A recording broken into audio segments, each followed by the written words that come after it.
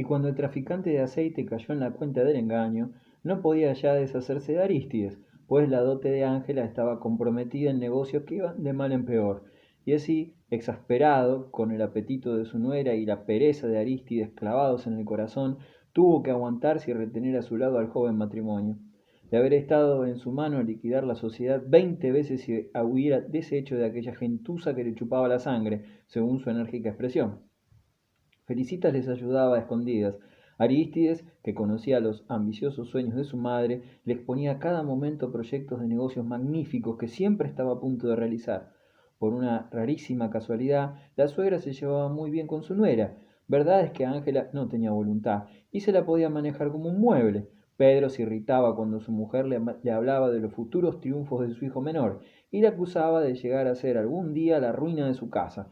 Durante los 4 años que el matrimonio permaneció con él, se enfurecía así continuamente, buscando en las disputas una salida a su rabia impotente, sin que Arístides ni Ángela se apartaran lo más mínimo de su calma sonriente. Habían sentado sus reales en la casa de sus padres y en ella permanecían inmóviles como masas inertes.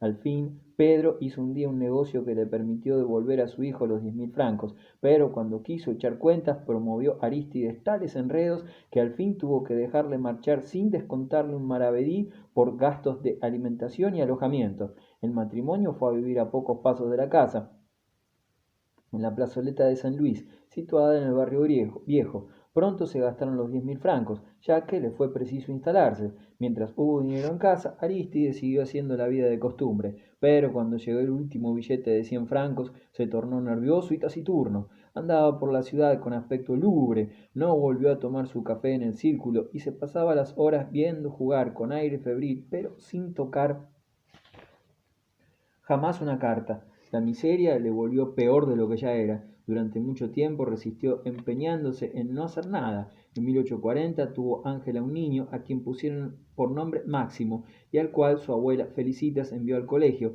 pagándole en secreto su pensión. Era una boca menos en casa de Arístides, pero la pobre Ángela se moría de hambre y el marido tuvo al fin que buscar un destino. Logró entrar en la subprefectura y en ella estuvo 10 años sin conseguir pasar de 1.800 francos de sueldo. Desde entonces, amargado y rencoroso, vivió febril, con el corazón preñado de envidias, amasando hiel con el apetito continuo de los goces que la suerte le negaba. Su ínfima posición le exasperaba y los 150 francos que recibía cada mes le parecían una ironía de la fortuna. Jamás hubo un hombre tan aguijoñado por la sed de placeres. Felicitas, a quien contaba sus penas, no estaba descontenta de verle hambriento, porque esperaba que la miseria fuese el látigo que hostigase su pereza. Como el ladrón que busca el instante propicio para aprovechar una ocasión imprevista, Arístides, siempre dispuesto a saltar sobre una presa, se dedicó a mirar en torno suyo. A principios del año 1848, cuando su hermano se fue a París, tuvo por un momento la intención de seguirle, pero Eugenio era soltero y él no podía llevar consigo a su mujer tan lejos sin disponer de una cantidad razonable de dinero. Tuvo pues que resignarse a esperar una catástrofe, dispuesto a lanzarse al cuello de la primera presa que se le ofreciese. El otro hijo de Rubón, Pascual, que había nacido entre Eugenio y Arístides, no parecía pertenecer a la familia. Era uno de esos casos frecuentes que dan un mentiz a las leyes de la herencia. La naturaleza produce así con frecuencia un individuo a quien transmite todos los elementos que negó a los demás y a quien presta todos los impulsos de su fuerza creadora. Pascual no se parecía a ningún Rubón, ni física ni moralmente. Era alto, de fisonomía dulce y severa, y tenía un amor al estudio, una modestia y una rectitud de principios que contrastaban singularmente con la febril ambición y los manejos poco escrupulosos de los demás miembros de su familia. Después de haber hecho en París sus estudios con excelentes aprovechamientos, se había retirado a Plassans voluntariamente, a pesar de los ofrecimientos de sus profesores. Gustábale la vida tranquila de provincias, sosteniendo que, para quien desea estudiar, es preferible al ruido y a la agitación que reinan en París. En Plassans no se preocupó en absoluto por aumentar su clientela. Era muy sobrio, despreciaba la fortuna y se dio por contento con los pocos enfermos que la casualidad le envió.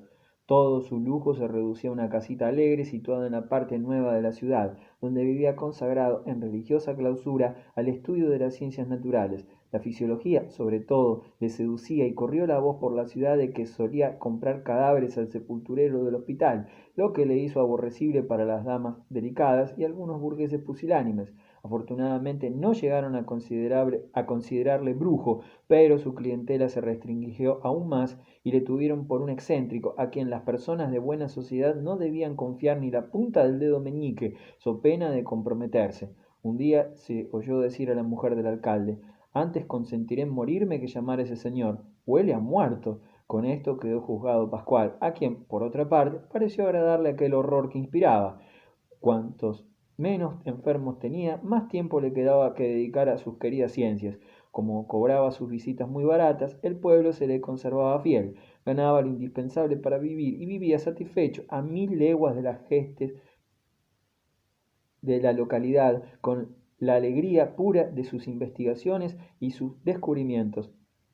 De vez en cuando mandaba una memoria a la Academia de Ciencias de París. Plassans ignoraba por completo que aquel hombre extravagante que olía muerto fuese una persona muy conocida y muy estimada en el mundo científico. Cuando lo veían salir de la ciudad los domingos camino a las colinas de Garrigues, con la caja de botánico colgada al cuello y el martillo del geólogo en la mano, se encogía la gente de hombros y lo comparaban con otro médico de la ciudad, siempre muy bien encorbatado, fino con las damas y cuyas ropas desprendían siempre un delicioso olor a violetas. Tampoco sus padres comprendían a Pascual, y cuando Felicitas le vio ordenar su vida de una manera tan extraña y mezquina, se quedó estupefacta y le recriminó porque defraudaba las esperanzas que en él tenían puestas.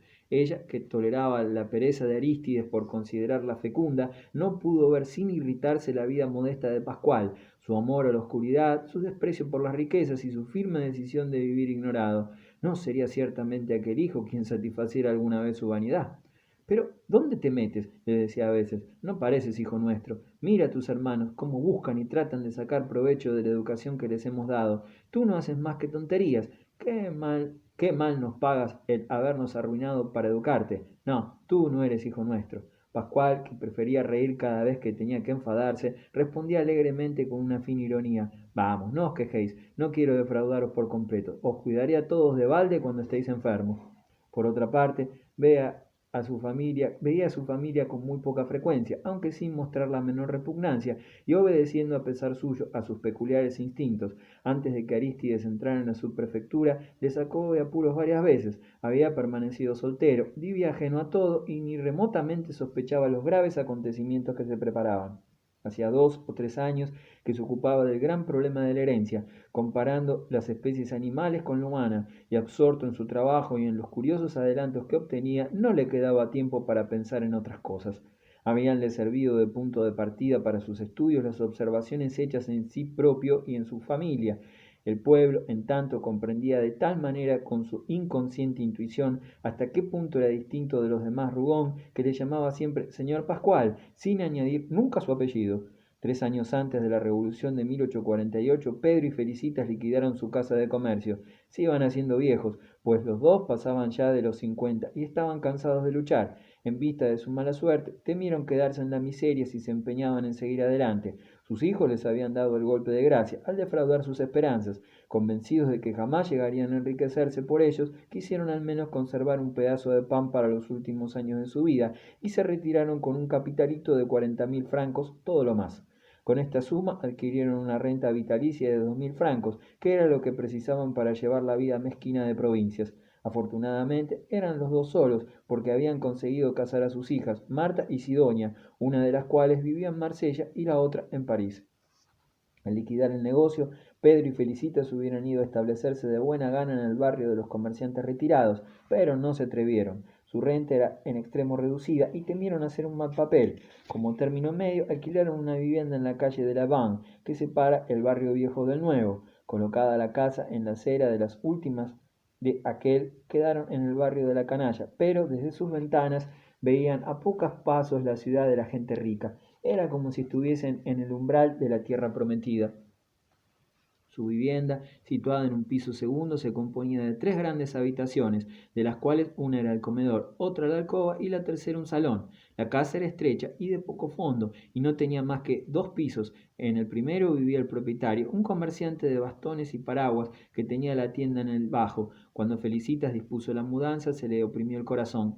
En provincias vivir en casa ajena es una confesión de pobreza. Todas las familias bien acomodadas de Plazán tienen casa propia, porque las fincas urbanas se venden allí muy baratas. Por otra parte, Pedro cerró el bolsillo, sin querer oír hablar de renovaciones de mobiliario, y el antiguo, estropeado, ajado y paticojo se acomodó en las nuevas habitaciones sin reparación alguna. Felicitas, que comprendía los motivos de semejante tacañería, se ingenió por renovar en cierto modo el aspecto de aquellas ruinas, arregló como pudo por sí misma algunos de los muebles más estropeados y remendó el terciopelo raído de los sillones. El comedor, que estaba junto a la cocina en la parte posterior de la casa, quedó medio vacío. Una mesa y una docena de sillas se perdieron en la sombra de aquella vasta pieza, desde cuya ventana solo se veía la pared gris de la casa vecina. Como nadie entraba nunca en la alcoba, Felicitas había escondido en ella todos los muebles inservibles. Además de la cama, un armario, un escritorio y un tocador, había 2 cunas, una sobre la otra, un aparador sin puertas y un librero completamente vacío, ruinas respetables que la mujer de Rubón no logró decidirse a tirar. Pero todos sus cuidados fueron para el salón, llegando casi a convertirlo en lugar habitable. Adornábalo una sillería de terciopelo amarillento con flores de raso. En el centro había un velador con tapa de mármol y 2 consolas con sus espejos ocupaban los extremos de la pieza. La alfombra no alcanzaba a tapar más que el centro del suelo, y del techo pendía una araña cubierta por una gasa blanca que las moscas habían salpicado de manchitas negras. De las paredes colgaban 6 litografías representando las grandes batallas de Napoleón. Todo este mobiliario databa de los primeros años del imperio. Por toda mejora consiguió Felicitas que se empapelara el salón de color de naranja con grandes ramos. Con ello la estancia había adquirido un extraño color amarillo y a la luz, al reflejarse en las paredes, tornábase amarillenta y hería los ojos. El mobiliario, las cortinas, el papel, todo era amarillo, hasta los mármoles de las consolas y del velador amarillaban, lo mismo que a la alfombra. Sin embargo, cuando las cortinas estaban cerradas, los colores se atenuaban y armonizaban un tanto, y la habitación parecía casi decente, pero estaba muy lejos de lo que había soñado Felicitas, la cual contemplaba con muda desesperación aquella miseria mal disimulada.